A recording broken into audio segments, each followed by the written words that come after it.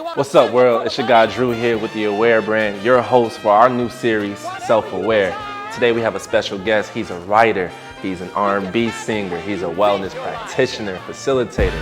Please get ready to tap into my brother, Josh Waters.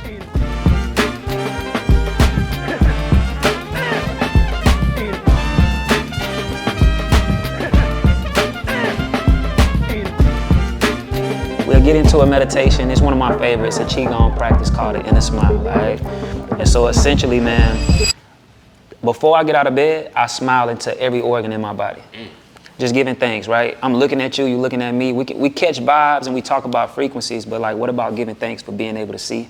What about giving thanks for your lungs functioning in ways that we don't think or stop to say thank you for? Absolutely. So that's what we're gonna do with this practice, all right? All right. You ready? Let's do it. We already in position, bro. So what we wanna do, we're gonna take our hands and place them in the laps of each other, just like this right here. Sitting up straight. And you kinda wanna tuck your chin slightly, just a little bit. Okay. And we're gonna close our eyes, brother. And so now what we wanna do is take some deep breaths and smile into our eyes. And if a smile comes to your face, it's okay, allow it to happen, but smile, smile, smiling energy into your eyes, bro. Give thanks. Give thanks. And now we want to move this smiling energy from behind our eyes to our heart space. Smiling into the heart center. Breathing, deep, long breaths, man, giving thanks for all the functionalities of the heart. And whenever you're ready, brother, bring yourself back to the present. You can open your eyes. Yes, sir. Take that chi energy, massage it over your face if you feel compelled to do so. Wash that good chi energy over your body. We're gonna lock in. That was amazing, bro. Yes, sir, brother. That, Blessings, blessings. Yes, sir. So, that meditation was everything. Thank you, brother. Blessings, bro. Thank you. Blessings. I'm glad it found you well, Doc. Man, for sure, man. It's funny because I do a lot of meditations, but I rarely smile into my organs. Yeah. So talk about that a little bit, man. Man, so Qigong is one of my favorite Qigong practices. For those watching who may not know what Qigong is, I always tell people it's like Tai Chi's cousin, right? So what they have in common is the word Qi. Qi is life force energy. And bro, the inner smile is just a way for us to be intentional about the energy we're about to cultivate and pour into ourselves before we even get out of the bed, man. Yeah. And so for me, I know off camera I was telling you, man, I lost my pops when I was 7 to a heart attack.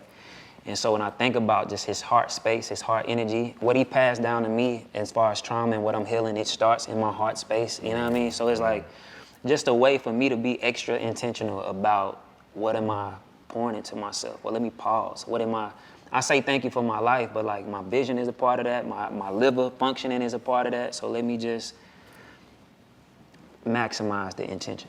I love that, bro. Yeah. Love that, man. So a lot of people know you, Josh. First and foremost, I didn't even introduce my brother, man. My brother Josh Waters here, hailing from Mississippi, man. Yeah. You've been in the game for a while with music, Yes, sir. and specifically R&B music. You got an amazing voice. Your songs be touching a lot of people, man. Yes, sir. But what would you say with R&B music today? How is that healing the community right now? How is R&B music healing the community? Yeah, or has it ever healed the community? Healed the community? Or gave love to the community? So I was about to say, like, healed what's us? going on with I- R&B music right now? That's a beautiful question. Okay, there was a couple questions in there. Yeah. Has R&B ever healed the community? I think it has served as a healing outlet to the community at one point when we were talking more about love. Brothers was out the window begging and pleading, you know what I mean? So Yeah. I think R&B has kind of gotten away from that point, which ain't necessarily bad, right? It's guys who still doing it, man. Masego's amazing, Sir's amazing, Lucky Day's amazing. The list goes on, right? There's some folks doing some dope stuff, but I think R&B has always served as just an undertone for storytelling, bro, when it comes to romance, when it comes to love, you know? So I think it's healing. If you getting back with your girl after listening to one of the songs, something works. Yeah. So yeah, I think it's a cool space right now. It's in a cool space. So your concept of love, man, I Yeah. want to talk about it. How has it been showing up in your life over the years as a father, as a man, as an artist, even for your creative space? Yeah. Like, how does love show up for you now? That's good, bro. How does love show up for me? So first of all, my definition of love, I think God is love. Love is unconditional acceptance, right? So I think it's showing up. You don't have kids yet. Nah, not yet. Bro, having a kid, Drew, is like seeing you 2.0, right? So as a father, there are certain things that I see in my son that I didn't get to heal as a child. Does that make sense? I got the chance to do that as an adult, but when I'm seeing him have the moment to whether I either inflict trauma or give him room and space to grow, that to me is me being able to exemplify unconditional acceptance for this moment, for this space, for this time. And I think that's really how I view everything. Same with music, bro. Everything comes with highs and lows, but I keep this position of unconditional acceptance towards it all, if that makes sense, bro. Yeah. So as far as the creative space, man, it got highs and lows. We had a leak in my building last week, you know what I'm saying? So I didn't love the moment, but I had to accept it unconditionally, you know what I mean? I think when it comes to like the wellness space in general, bro, it gets so taboo. People think once you start meditating, like problems disappear. It's not the point. Like we meditate so that we can navigate the problems from a sound space. You know what I mean? So yeah, if that answers the questions, I think love to me is unconditional acceptance. And so as things show up in my world, in my life, I just do my best to accept the moment intentionally and unconditionally, dog. Are there any songs in your catalog that feels like therapy to you? Or that was like the therapeutic moment for you when you had to like, you was going through something. You just put it on the record. I think the most therapeutic music in my catalog is unreleased. It's unreleased, and I don't know when this interview coming out, so it might be out at that point. But the music that I'm preparing to release, dog, I think is my most honest. I've always been really, really good at telling whatever story or conveying whatever message that I'm trying to convey. However, I think certain things I kind of teetered around the surface and stayed there versus the music that's unreleased. Man, after leaving, like, man, you done talk every other day, you know what's going on for real. So after leaving my label situation, I think the music became the outlet again. It became my therapy again, you know what I'm saying? And so when I look at the catalog now or the hard drive now and see what's getting ready to come out, I think these are the most therapeutic records I've made since my beginning.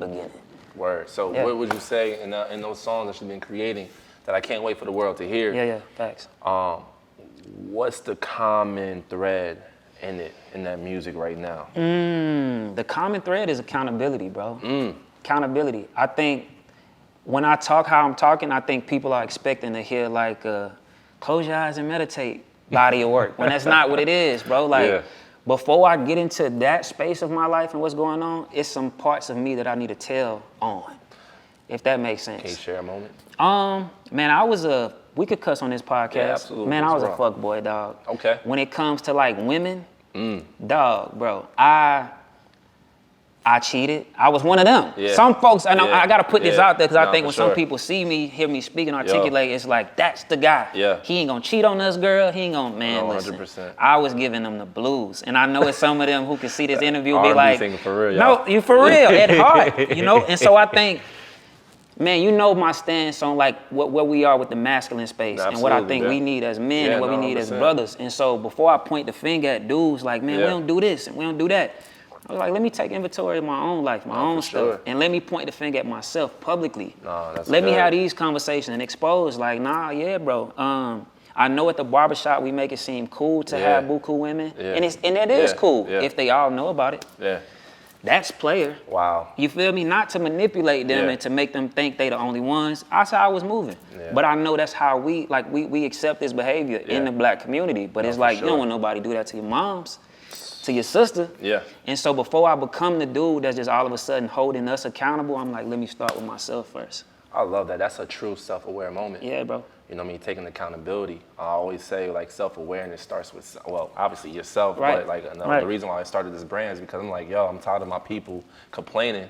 We always point the finger like, yo, they did this to us. But when you point that finger, you got three coming back at you. Talk about it. So you got to take accountability for where we are right now. That part. And I resonate with that, man, because like I was a womanizer myself, man. I'm still working through that as a man. You know what I mean? In my 30s, just like not abusing the access that I have to women, especially being in the city like Atlanta. Like it's at a plethora. You know what I'm saying? Out here. So yes, sir. But just being accountable, you know, trying to show up as my highest version, right? Yeah.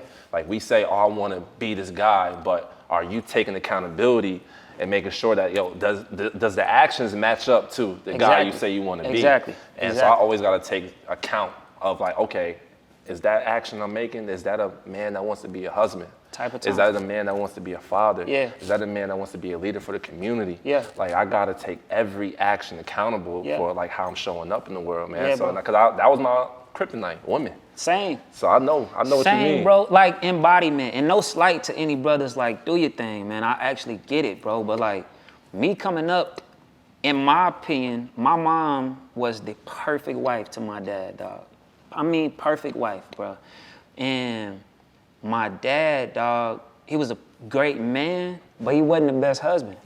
You feel me? And so after he passed, my mom's never remarried.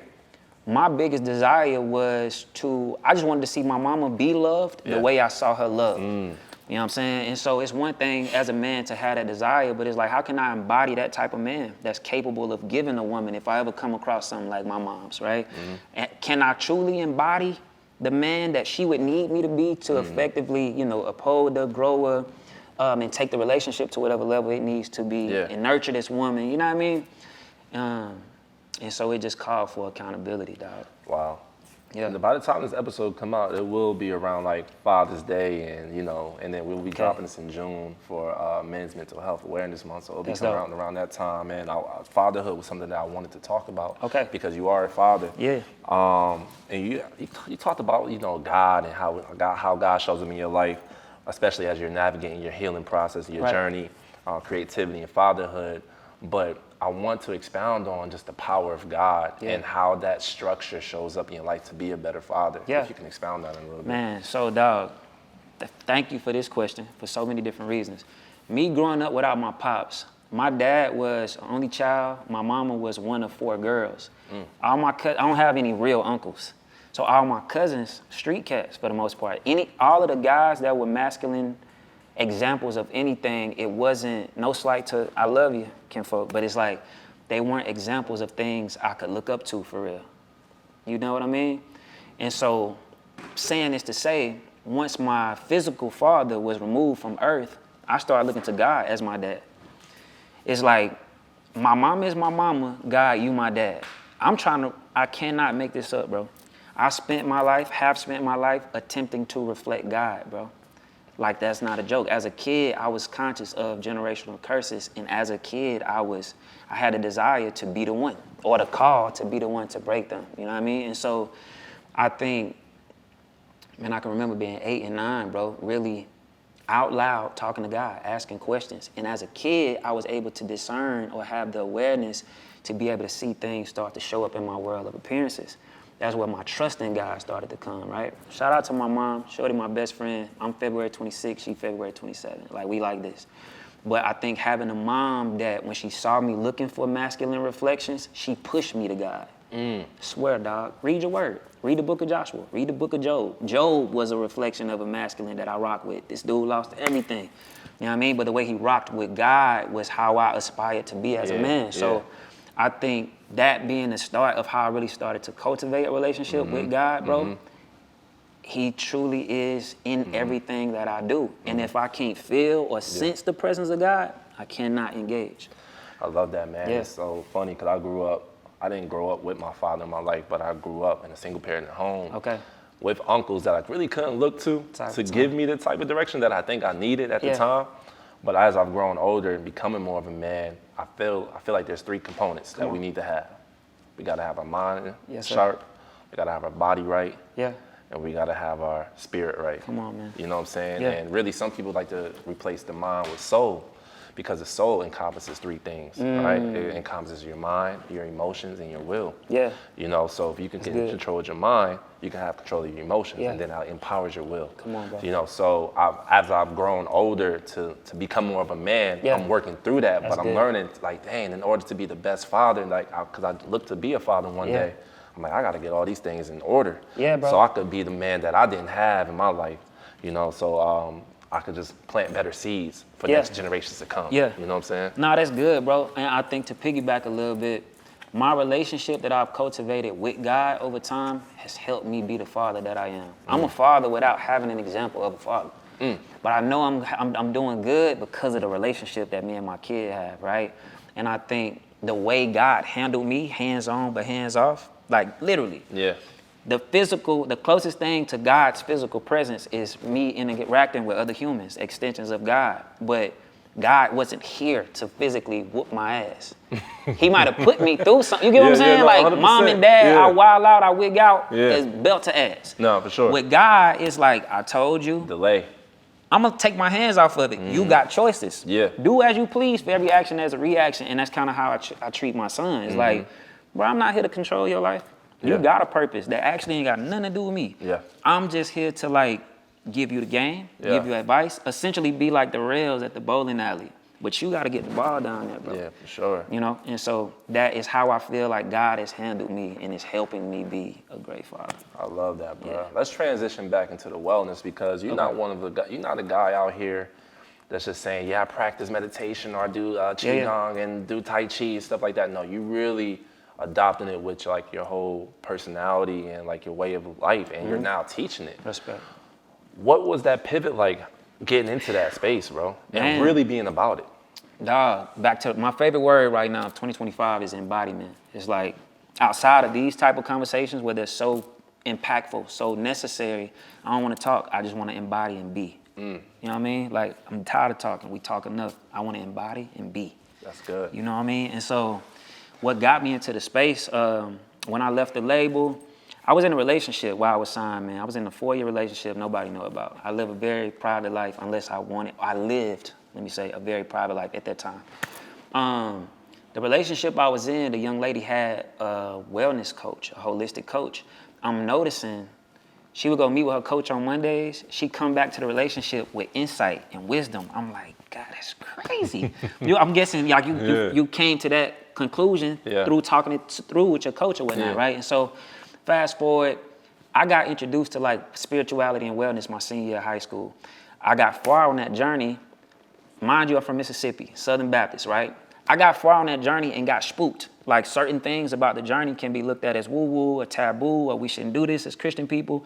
And granted, my mom never pushed that energy on me, but I still was around people who felt that way. And so I just kind of like turned my back on it. But I could never stray away from the journey. I would always find my way around like-minded individuals who would kind of hinder me from staying in the box. Once you're around folks that get it and you feel like you're at home, you just kind of notice, now I'm talking like I'm at home. I'm walking and acting like I'm at home. And they see a version of you that you realize you hadn't been exposed into the world. So fast forward, my ex at the time, she had this coach. I started to pray for one, right? I'm doing a performance somewhere here in Atlanta. My coach sees me upstairs, walks up to me. I'm having a conversation. She respectfully interrupts the convo, makes her acquaintance known, her presence known, and we get acquainted. And from there, I sign up through me just doing the work, right? So before I got to doing qigong and meditation and stuff like that, as far as teaching it, I did 1.5 years, almost 2 years of starting to do the real work with myself, healing, bro. And as I started to utilize my resources, it made me realize, yo, every black man deserves at least access to this. Even if you don't do nothing with it, bro, you deserve access. And so as an artist, I was getting back into music. I'm also trying to figure out, do I want to do music again? And if so, how am I gonna do it? I don't care about the gimmicks. That's not me.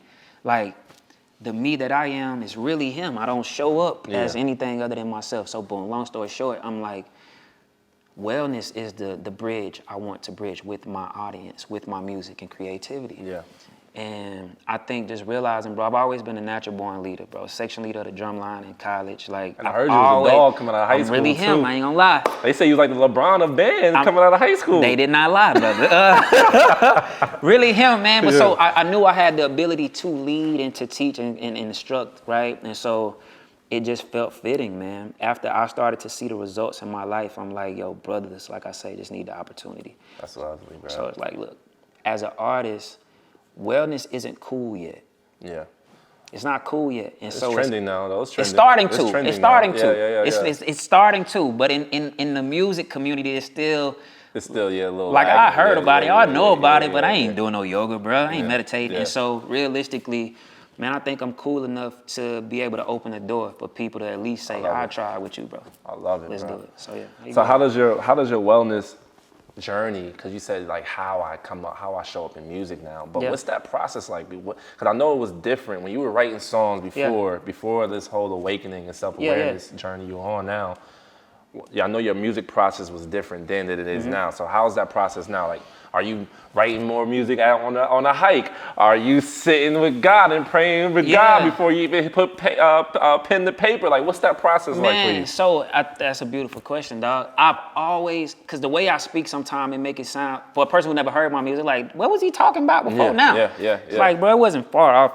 Excuse me. It wasn't far off from what I'm doing now. I just think the intention is really there. Like, I really understand my responsibility. I understand that, bro, when we write songs, bro, we writing spells, people repeating and stuff. That's real. What do I want people to repeat? Yeah. Period. It's like, there's a lot that I could complain about what we call culture or certain things that we cling to in the Black community. Or I could spend my time creating space, I guess, to rectify or address some of the issues, bro. So in terms of what is the process like now, it's the same. I was always intentional, bro. We would just pick and chose how deep we wanted to go with the truth. Yeah. You know what I'm saying? Like, I've been in rooms with producers who like, nah, we don't need to say that. They don't need to know all of that, which I understood that. I understand that. Yeah. But now it's like, bro, look, I love animals, bro. I say this all the time. I used to want to be a veterinarian. My music gift is not for me. It ain't for me. So what I think about it, what I feel about it, it matters, but it's, bro, are people being affected? Are you being convicted by these songs I'm singing? Yeah, that's real. That's what matters. So the only way for me to ensure that is to, bro, tell the truth in the music. The thing I don't want to say, that's what I need to say. Yeah. Because I only don't want to say it because I don't want to expose myself. But that's the part that creates the connectivity with us and humans, bro. So like vulnerability, bro. Vulnerability. Again, it's always had a piece of vulnerability. I think I'm just a lot more intentional about that now. Yeah, I love that. Yeah. You was humming like a line before. What was you saying? What was you saying before? Man, so when we was talking off camera, you asked me about a song that like felt therapeutic to me. I got a song called Bliss that's getting ready to come out. One of my favorite lines is like, walking on water, I got my head right. Beaming through darkness, I got my headlights on. Enemy plotting, he want me dead right. I'll keep it rocking until the day I'm gone, right? And so when I remember penning this part of the song, this was the first record I made after leaving my label. Now what made this piece so dope was, bro, at the label, dog, we had about, I can't make this up, we had about 3 albums worth of music on me that'll never see the light of day. But bro, I haven't heard songs come out yet that can like top those records. Respectfully, bro, like, I love you guys, but man, listen. Talk your shit, man. It's like that, bro. And so when I left the label though, I had to stop. I'm like, yo, them songs are supposed to be that good. I had 3-4 producers in the room, a songwriter writing with me. Like, they were literally, everybody's here today to make sure the songs are that good. Okay. So I'm like a little insecure, like, am I capable of making records at that quality, at that caliber, without all of this extra stuff? Yeah. Boy, I did it. I did it. Hey. I did it. And so that record was the first one where I started to feel like I'm embodying who I thought I needed extra stuff to be. No, I'm really him. I'm embodying it without the fluff. And so you gotta be it. That's the one. Come on. You gotta be it. Yes, sir. Yes, sir. Woo, man. So what's a moment, you know what I mean, outside of you leaving the music space, well, not really leaving it, but leaving your label, taking a break. What was that wake-up call, like that self-aware moment, like, oh, I'm about to be him for real. Like, I'm not playing with y'all. Yeah. What's that light bulb? The present day. And what I mean by that is like, bro, we in a climate right now. I think everybody has always wanted to know, who am I, where I come from, why am I here? But right now, the world is crazy. Our president doing wild shit. Like, it's crazy. We don't know what they injecting in the food. Like, it's crazy. Okay, and so for me, it was like, go back to that, I could complain. Where your attention goes, energy flows, right? Absolutely. And so if I believe that as a truth, I could wake up every day and harp about what I'm disgusted with in the world, or I could change my perspective and see the white space, right? If there's something that I want to see, create it. If it's something I want to experience, hold space for it. Come on. Right? And so I think the light bulb went off when the world started to get extremely chaotic.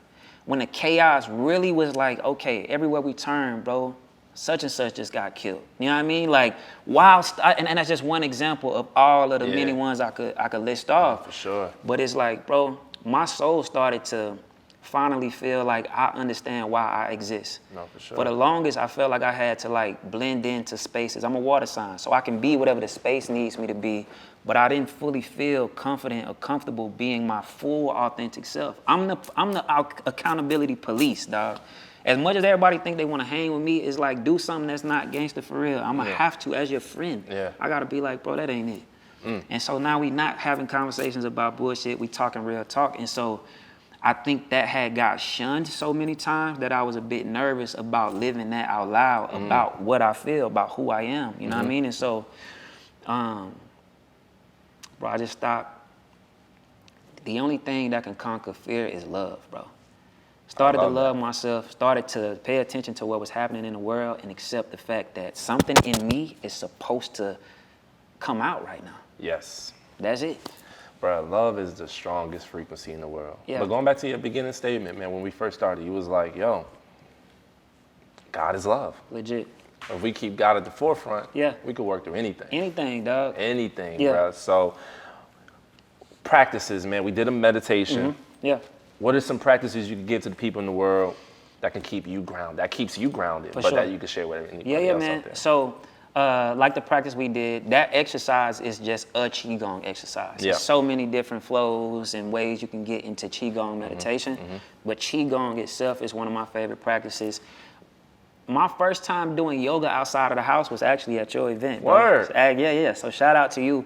That sparked me though, just continuing to like go to different groups where people are facilitating yoga. So yoga is one. I'm a dog lover. I got a dog, man. I take my dog on like 2-3 mile walks, bro. Nice. And that gives me the opportunity to commune and connect with nature. I spend a lot of time at nature preserves, bro. I like waterfalls and hiking, man. You be going to that Cascade joint? Cascade, you know, I can walk to that joint. Oh, word. I almost got a house built out there. Not really, but I'm there that much, man. And the one at Vickery Creek, Roswell Nature Reserve, I love that joint as well. But that's it, man. I do things that allow me to feel human. Put the phone down. When I work for a phone company on the side too. Yeah. So when I come home, I don't want to see no devices, bro. Off. I just want to talk to people or not, or I want to be in my space. Yeah. But listening to myself, honoring myself is a way that I stay grounded. Man, for those, it's a lot of people going through some stuff, and thank you for sharing your practice, man. For sure. Because for people that's watching, somebody that's watching out there that might be struggling with something, man, that's trying to find their alignment again, what's something you want to share with them, man, to get back into them? To get back into embodying them. Embodying them, I would say you have the answers. Trust yourself, listen to yourself, go within, bro. I think back to one of the questions you asked me about my relationship with God, a lot of times in this world, they teach us like God is something outside of us. And so I would encourage them to get still so they can be reminded through the stillness that God is inside of you. And so you can use people in the world around you to validate those answers and things, but it literally is inside of you. And if you happen to come back to it, it's probably because you took your eyes off of that reality. It's like Peter walking on water. He didn't start seeking until he took his eyes off of Jesus. And as soon as Jesus didn't make him start back over, he like, just focus here, bro, I got you, I'll pick you up. And so it's that energy, excuse me. It's so like, much power in that right there. Go back within, the answers are there. You already have it. Literally, dog. Just gotta tap in. God is within you. That's it. Living. You're an extension of the infinite. So if you would just stop, if you would just stop and experience that for yourself, your soul will be reminded of that truth. God, get still. That's it.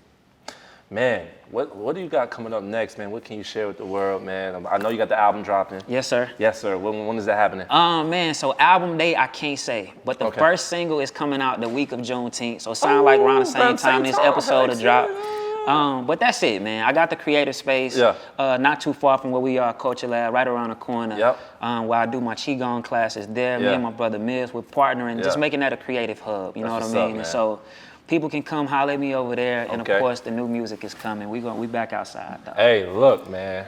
Y'all just became aware, if you haven't been, of my brother Josh Waters. Look, man, I really want to say thank you for coming through, sharing some knowledge with the audience. You was like the first recorded Come on, interview, man. bro. I'm the For this first. series, Come bro. on, dog. So, man, this is a historical moment, man. And I'm thankful, man. I'm grateful for you and the light that you share with the world, man. And even with me in our private conversations, Yes, man. sir. So keep doing the work. Keep working on your awareness. But the most important thing you can do with your awareness is take action. Come on. You're doing it, brother. Body, man. All right? You can. Yes, sir. Appreciate it. Yes, sir.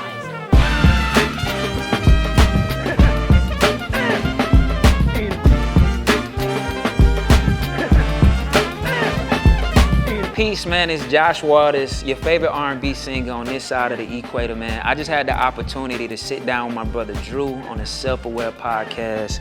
You can see it on me, man. I'm feeling light, I'm feeling calm, I'm feeling grounded.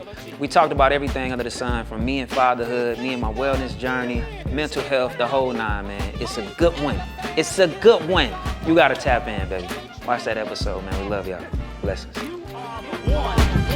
into this knowledge and the whole world is crazy.